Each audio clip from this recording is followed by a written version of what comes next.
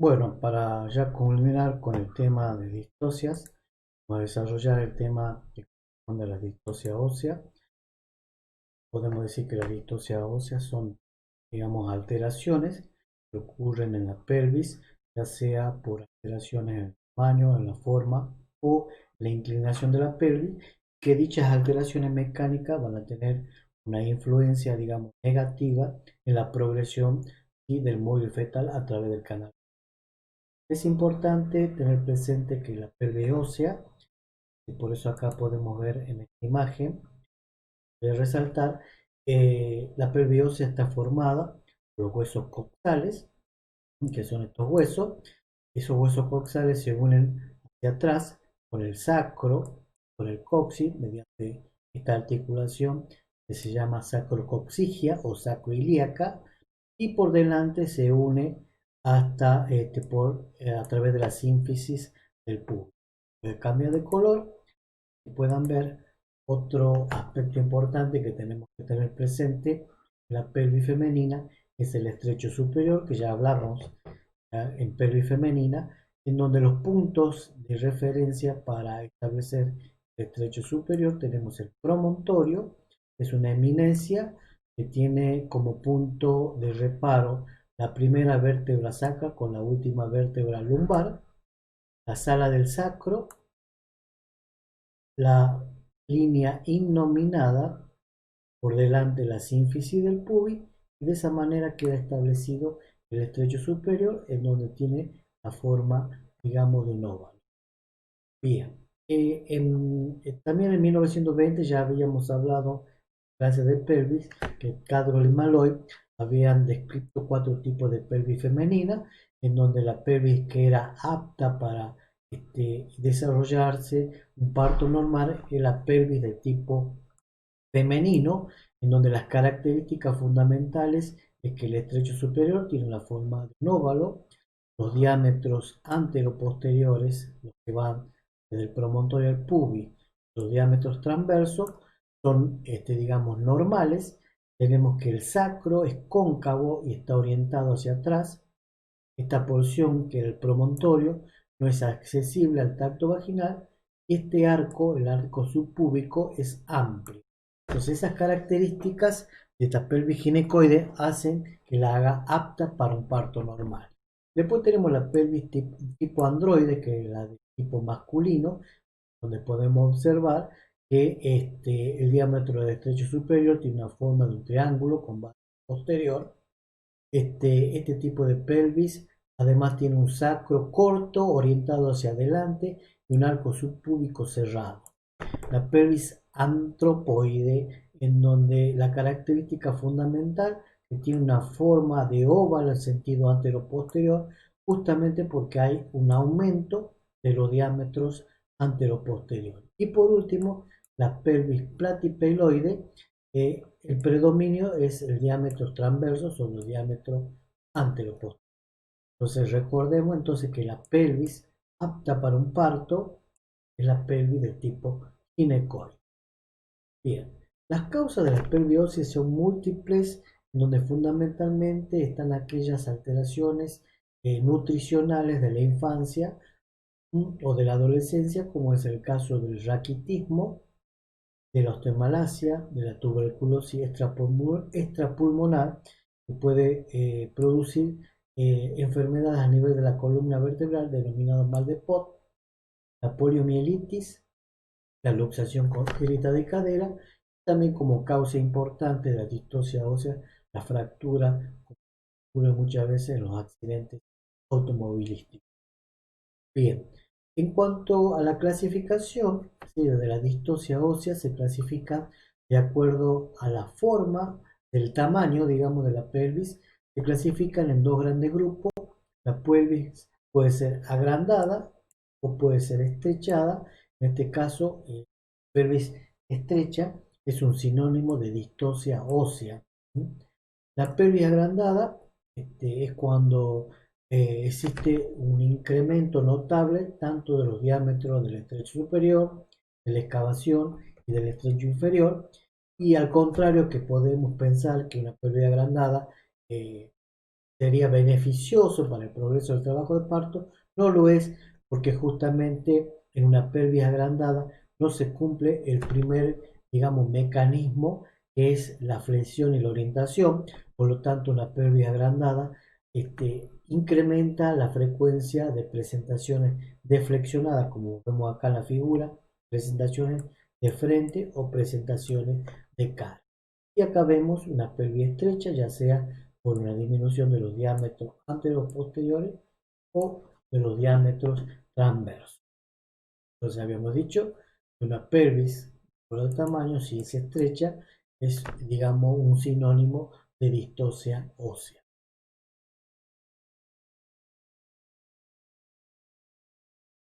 Otra clasificación de distosia ósea en cuanto a la forma de la pelvis. Es sabido que para considerar que la forma de la pelvis, digamos, es normal, debe haber una armonía entre los diámetros, ya sea del estrecho superior, de la excavación y del estrecho inferior. Por lo tanto, desde el punto de vista funcional, son tres las circunstancias por las que el móvil fetal puede encontrarse con una deformación ósea que dificulte su progresión a través del canal de parto. Eso desde el punto de vista funcional. O sea, acá vemos el canal de parto, que ya vimos anteriormente, el mecanismo de parto en pelvis, está compuesto por el estrecho superior, el codo del canal, la excavación y el estrecho inferior. Entonces, cuando la alteración reside en esta parte entrada del canal estrecho superior, estamos frente a una pelvis anillada, porque hay una disminución de los diámetros anteroposteriores. Cuando la dificultad ocurre a lo largo del canal de parto, ¿sí? El estrecho superior, la extensión y el estrecho inferior, se trata de una pelvis canaliculada, es decir, canaliculada viene de canal. Cuando la alteración reside solamente en el estrecho inferior, es decir, en la salida, se denomina pelvis infundibuliforme, es decir, que tiene la forma de un embudo. ¿Por qué?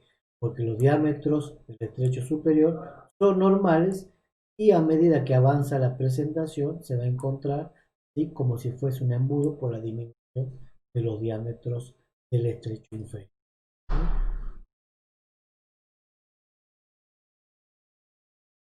Y acá en esta figura podemos ver la pelvis plana pura, vemos esta vista lateral, pelvis anillada por esta disminución del diámetro anteroposterior. Acá vemos la pelvis canaliculada, como marca acá esta flecha. La dificultad ocurre a lo largo del canal, la pelvis canaliculada cuando la alteración solo reside en el estrecho inferior. Bien. Eso desde el punto de vista, digamos, funcional. Bueno, acá hay un error. Desde el punto de vista, acá sería anatómico, las deformaciones anatómico. Vamos a escribir.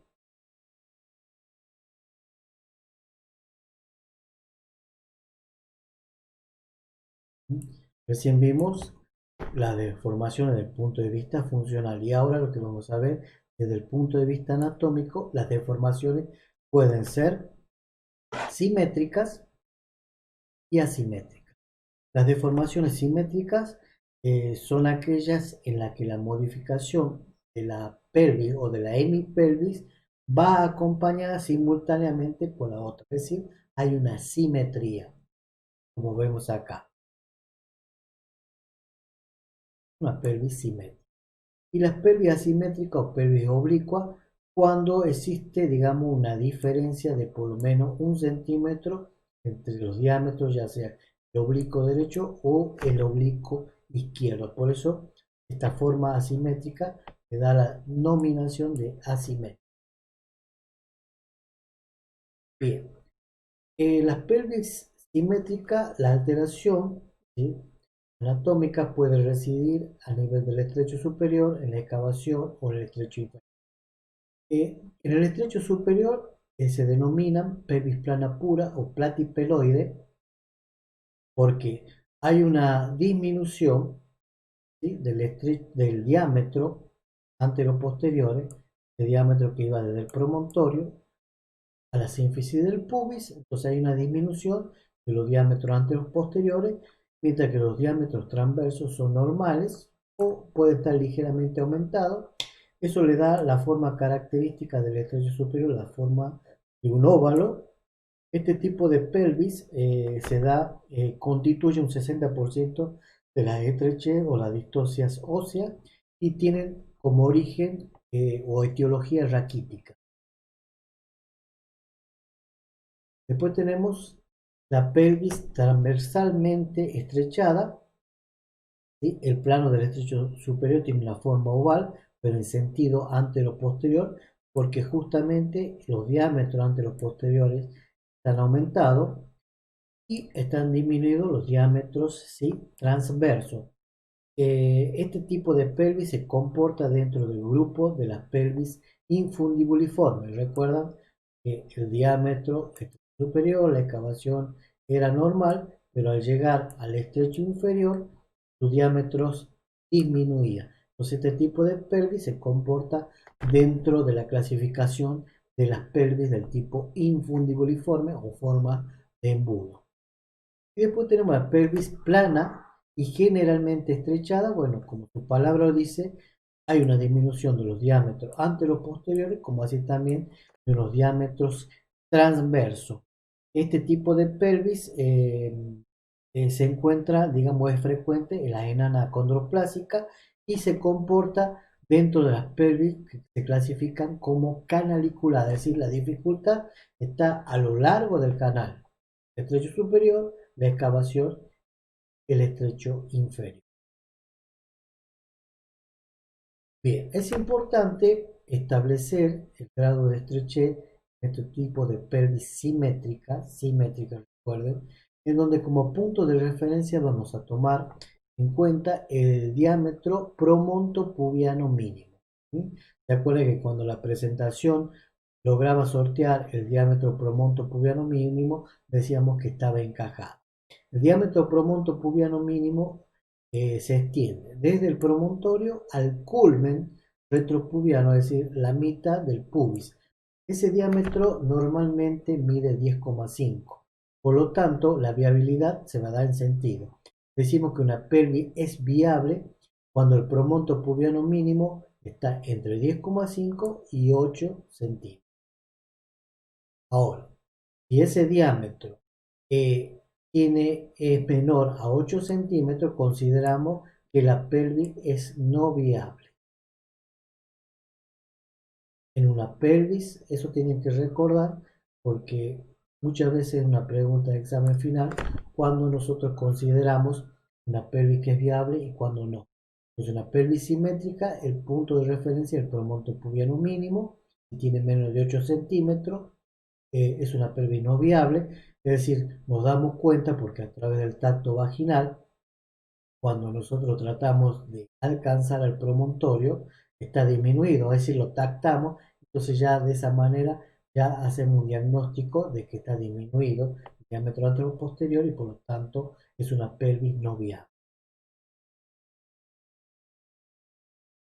Bien, eso que vimos recién eran las deformaciones simétricas y las deformaciones asimétricas. Habíamos dicho también que se denominan pelvis oblicua, ya que presenta un diámetro oblicuo más corto que el otro, es decir, entre el oblicuo derecho e izquierdo existe una diferencia de aproximadamente 1 centímetro. Ven acá, no tiene la simetría de la mitad de la hemipelvis con respecto a la otra porción de la hemipelvis. En este caso de la deformación asimétrica, el grado de estrechez de la pelvis, acá tenemos en cuenta una distancia que se llama distancia sacrocotiloidea. La distancia sacrocotiloidea es la distancia que va desde el sacro, lo señalo, a la articulación sacrocotiloidea, que en condiciones normales esa distancia mide 9 centímetros, ¿no? Entonces, cuando está cortada, la pelvis asimétrica se clasifican en ligeras, medianas, fuertes y violentas, es una forma de clasificarla, o bien por grado utilizando los números romanos utilizando los números romanos 1, 2, 3 o 4. De acuerdo a la distancia sacrocotiloidea tenemos ligera, cuando esa distancia oscila entre 9 y 8 centímetros, medianas entre 8 y 7, y de dos tipos de pelvis asimétrica, la fuerte y violenta, son, digamos, está dentro de las pelvis que no son viables, que serían, de acuerdo a los grados, la clasificación 3 y cuarto, son pelvis que no son viables. Entonces, eso es importante determinar la viabilidad, y eso lo hacemos mediante el diagnóstico, ¿sí? Que va encaminada a la anamnesis, a los antecedentes obstétricos, número de parto, el tipo de parto, si hubo parto distóxico, el tamaño, si hubo partos instrumentales, es decir, si se tuvo que utilizar el force, es importante la realización de toda embarazada, la pelvigrafía o pelvimetría, que es un examen que se realiza a través del tacto vaginal para determinar si una pelvis es viable o no. Eso lo vimos ya cuando vimos el tema de pelvis. A través del tacto lo que vamos a hacer es establecer, digamos, la accesibilidad no al promontorio. En una pelvis viable no tenemos que acceder al promontorio, el grosor del pubis, la concavidad del sacro, las espinas, el diámetro biisquiático, todo eso vamos a determinar a través del tacto vaginal, y generalmente eso lo realizamos en una paciente que ya, digamos, está con contracciones, forma de evaluar el cuello y a la vez de evaluar la viabilidad de la pelvis. Sobre todo si es una paciente que tiene antecedentes de parto distóxico o es una primigesta. Acá está un poco el resumen del grado de estrechez. Pelvis simétrica. Pelvis simétrica.